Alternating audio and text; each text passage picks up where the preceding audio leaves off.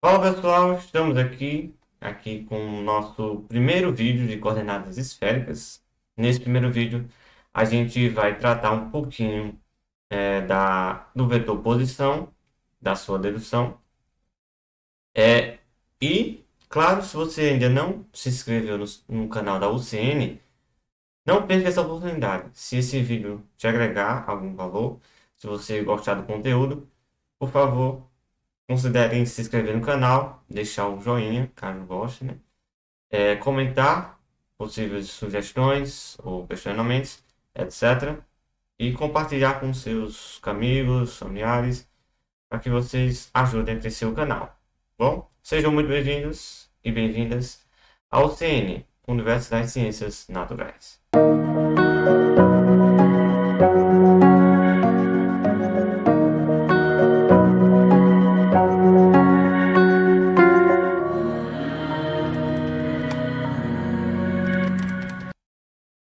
Vamos lá, pessoal. O conteúdo de hoje, a gente vai tratar aqui de coordenadas esféricas. O que seriam as coordenadas esféricas? Bom, se vocês ainda não viram ou ainda vão ver, as coordenadas esféricas estão muito presentes em vários aspectos da física e de outras áreas também, como a química, a, a biologia e por aí vai, né? Então, a simetria esférica ela é muito importante. Então, por isso que a gente gosta de tratar das coordenadas esféricas. Bom, para quem não lembra, todo objeto, né, esférico, né, ele vai ter suas componentes, digamos assim, em três eixos, né? Vamos lá. Aqui, se a gente tem, como posso dizer, três eixos, vamos fazer aqui.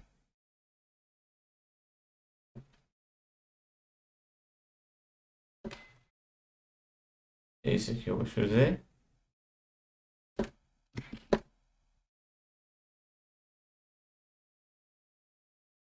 Vamos fazer aqui o nosso eixo Y. E aqui seria o nosso eixo X. Vamos lá. X, Y e o Z. Certo? Bom, vamos lá. A gente sabe que no espaço a gente tem três componentes, né? Três coordenadas. X, Y, Z, né? Essas três coordenadas, elas vão nos ajudar a localizar o nossa posição, digamos assim, em cada ponto da esfera, né? Então, se a gente supor, vou pegar aqui, pegar uma esfera, vamos lá. Por exemplo, essa esfera aqui. Ela está centrada nessa origem, né? Suponha isso, ela vai ter um certo raio, né? Vamos ter aqui um certo raio. Opa. Vamos ter aqui um certo raio. Esse raio, partindo da origem, né? Suponha que ela esteja centrada na origem. Esse raio, geralmente a gente chama, vou chamar aqui de R, certo? Vocês poderiam chamar de qualquer outra letra, né? Mas aqui eu vou chamar de R. Beleza, né? Esse raio R, ele vai localizar todos os pontos da nossa esferinha, né? Ou seja, se a gente tiver aqui nesse ponto, a gente teria um raio diferente, né? E se a gente tiver aqui nesse outro ponto, teríamos um outro raio. Claro que a magnitude dele será a mesma, né? Em todos esses pontos aqui, né? Da esfera. Mas dentro da esfera é diferente, né? A gente pode ter magnitudes distintas, né? Então, se a gente pensar na casca esférica, o raio é constante, né? Em termos de magnitude do seu módulo. Mas, com referencial à direção e sentido, ele vai variar, né? O que a gente pode assumir? A gente assume que teremos três componentes, né? X, Y, Z, né? Como é que a gente vai conseguir escrever essas três componentes aqui em relação a digamos assim, circunferência no caso, né? Mas seria uma esfera mesmo, né? Que seria apenas uma parte da esfera, certo? Bom, a gente vai ter três componentes, né? Vamos ter aqui componente x, componente x. Vamos ter aqui uma componente y e claro, uma componente z. Mas como é que eu vou fazer para determinar esses componentes? Percebam o seguinte: se a gente pegar esse ponto, né, que está sendo localizado, onde está o nosso R, a gente vai depender não apenas da sua magnitude R, né? A gente vai depender muito mais do que isso, de uma certa angulação. Mas como é isso? Esse R, ele está o quê? Ao longo das três componentes, percebe? X, Y, Z. Ou seja, eu tenho o quê? Que o meu R, ele é tanto função de X, Y e Z. Certo? Então não é simplesmente a gente dizer aqui que aqui seja X, Y, Z. Mas existe também uma certa angulação. Bom, vamos lá. Deixa eu dar uma limpada nesse desenho.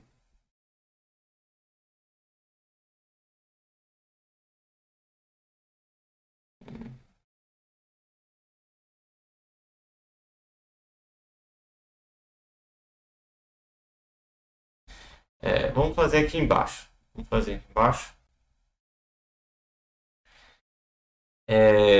Para ficar mais detalhado, certo? A gente vai precisar desse desenho. Vamos lá. Novamente. Tem aqui o nosso eixo Z. Vou fazer aqui bonitinho.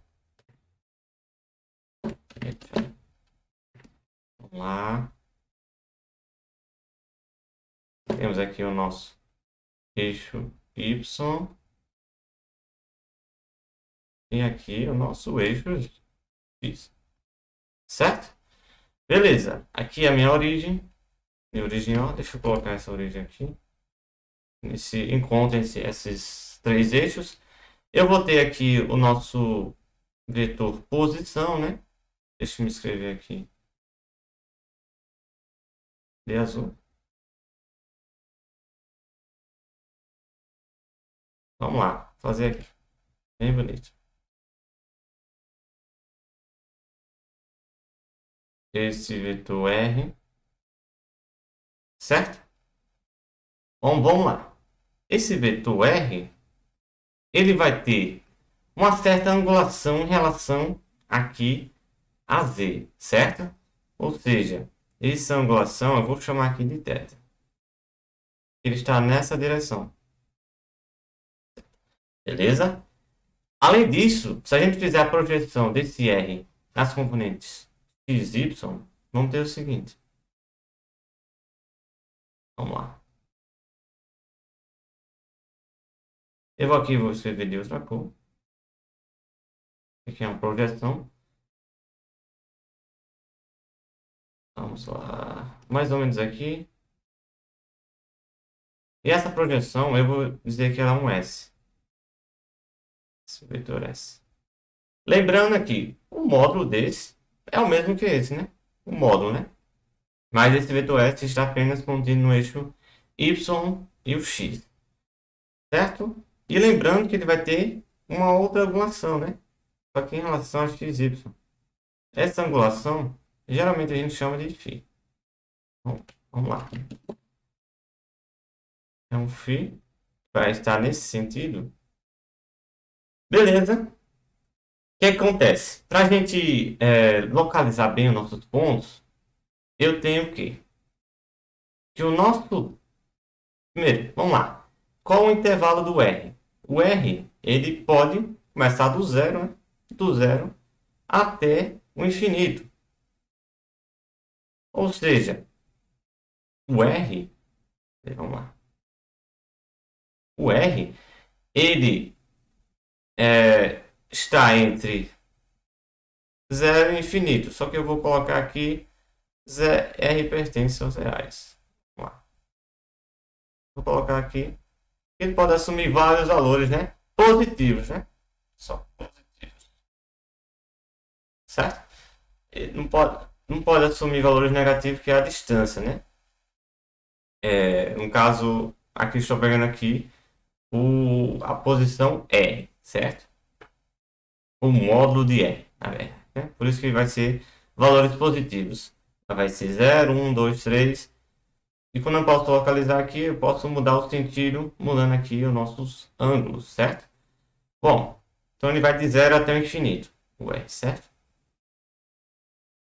Vou botar aqui, vai, de 0 até o infinito. O nosso θ, ele é um pouco diferente, né? Θ. O θ, ele não vai de 0 a 2π. Ele parte do zero e percorre a distância até chegar a essa reta aqui de baixo, ou seja, isso aqui, até chegar ao z menos, certo? De forma que ele cobre toda essa parcela da nossa esfera, né? Ou seja, o θ, ele vai de 0 até π. Aqui é o π, certo? Vou apagar aqui.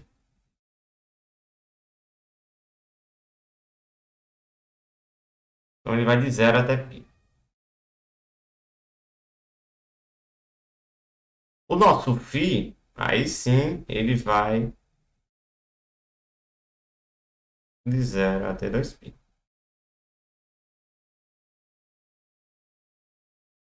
Porque ele vai percorrer, nesse sentido anti-horário, toda a nossa, fazer toda essa volta, certo? De modo que ele vai cobrir todos os pontos, certo? Enquanto o θ, ele cobre de cima até baixo. Ou seja, seria uma coisa mais ou menos assim. Aqui seria o θ vai cobrindo assim e o φ ele vai cobrindo para cá. Beleza? Bom, em posse disso, a gente já pode fazer algumas coisinhas a mais. Primeiramente, qual é o nosso cosseno de θ? Cosseno de θ, eu vou fazer aqui em cima. Olha lá. Cosseno de θ é igual. Lembrando que o cosseno é o que? O cateto adjacente ao nosso ângulo. Está adjacente ao nosso ângulo é o eixo Z. Então, vou colocar aqui Z dividido pela hipotenusa. Ó, a hipotenusa aqui seria o nosso R, que é o ângulo, ou seja, aqui teríamos aqui, se a gente fechasse esse triângulo retângulo, teríamos aqui um ângulo de 90 graus aqui. Se a gente fechasse isso daqui, certo? Então, aqui é o nosso R. De modo que o nosso Z é R cosseno θ. Então, podemos aqui ir para cima e escrever aqui que o nosso Z, já temos a primeira, a mais fácil, né? É o R cosseno θ. Agora, quem é X e quem é Y? Primeiramente, vamos precisar aqui dar uma olhada no eixo XY, né? Nesse plano cartesiano comum. Se a gente reescrever aqui, ó, vamos lá. Aqui é o eixo Y. Vamos lá.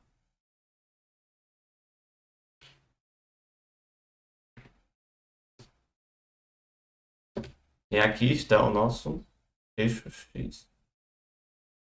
Lembrando aqui que está a origem, né? E o nosso vetor S, ele vai estar aqui, ó. Deixa eu mudar de cor.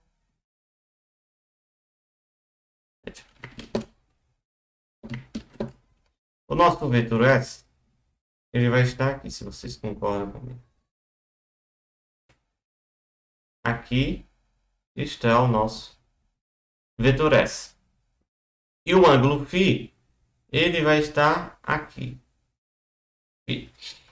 Bom, beleza. Aqui nada mais eu só fiz girando aqui para de modo a visualizar esses eixos dessa forma.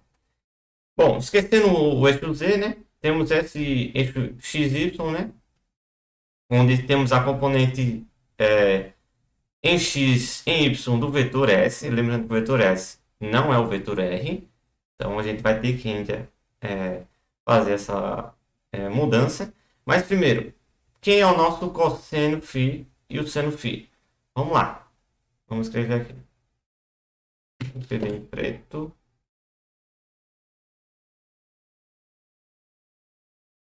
Cosseno φ é igual a quanto? Ao nosso cateto adjacente, que é o nosso x. Vamos lá. X sobre a nossa hipotenusa, que é o S. E quem é o nosso seno φ? Vamos lá. Seno de φ é igual ao cateto oposto ao ângulo φ, que é essa projeção em y. Então aqui seria y sobre S. Beleza? Então, temos o quê? Que x. Então vamos escrever lá. X é igual a S cosseno φ. Vamos escrever aqui. X é o S. Eu vou escrever aqui, ó. Cosseno φ. E o Y é o S seno φ. Certo? Aqui é um S. Beleza, né? Qualquer dúvida pode deixar nos comentários. Mas quem é S? A gente precisa determinar o S para a gente conseguir voltar para o R, né? Como é que a gente pode fazer isso? Uma dica que a gente pode fazer é usar o eixo C e o vetor S como se fossem dois eixos. Ou seja, vamos ter que fazer o seguinte. Deixa eu abrir aqui. A gente pode fazer o seguinte. Vamos reescrever aqui o nosso eixo, o eixo Z, no caso.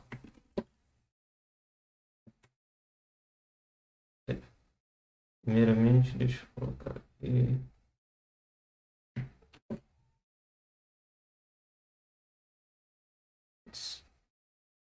E deixa eu botar aqui um número maior, né?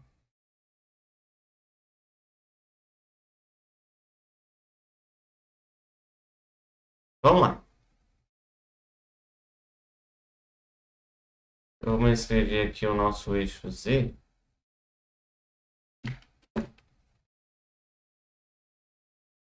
Certo? E o eixo. E o eixo, no caso, agora vai ser o S. Certo? Vocês vão ver por quê. É o S. O que acontece? A gente tem aqui o nosso vetor R. Vou fazer aqui bonitinho. E o nosso vetor R.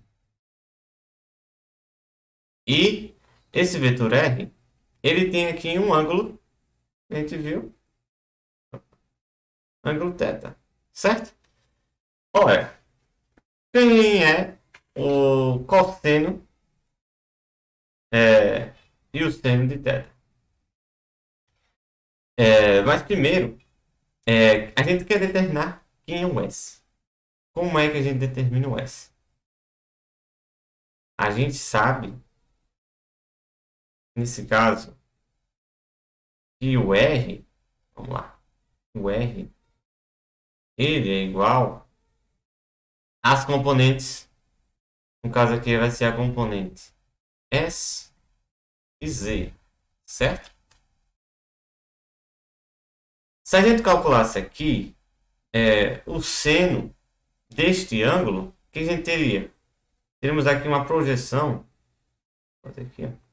Essa projeção seria o eixo S, né? Seria a reta S. Seria o vetor S, desculpa. Então, se a gente calculasse o seno de θ, vamos lá. Seno de θ é igual. Quem é o seno de θ? cateto oposto é o S sobre a hipotenusa, que é o R. Ora, isso implica dizer o seguinte, que o nosso S é justamente R seno de θ. R seno de θ. Então, ora, é só substituir isso lá atrás. Vamos substituir? Vamos lá. Substituindo, deixa eu dar um zoom aqui.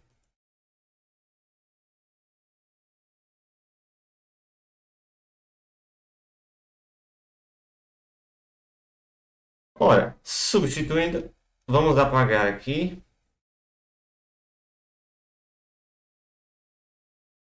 e colocar o R seno de θ. Seno de θ, R seno de θ. Ora, chegamos aqui ao nosso vetor posição em coordenadas esféricas. Ou seja, eu vou ter aqui um ponto que ele vai localizar R, θ e φ. São as três componentes. Agora serão as três componentes R, θ, φ que vão localizar cada ponto no espaço nas coordenadas esféricas. Certo, pessoal? Então, se liguem que no próximo vídeo a gente vai tratar mais uma dedução, né? Só que agora seria dos vetores unitários de cada uma dessas componentes. Quem é o vetor unitário R, quem é o vetor unitário θ e quem é o vetor unitário φ. Então não percam esse próximo vídeo. Se vocês gostaram, deixem um joinha. Se vocês tiverem sugestões, podem deixar nos comentários. Compartilhem os vídeos para dar engajamento ao vídeo. E fortaleçam, deixando um like, se inscrevendo no canal, para que a UCN cresça cada vez mais e eu possa dar mais conteúdos para você. Beleza? Um forte abraço para todos e até o próximo vídeo. Valeu!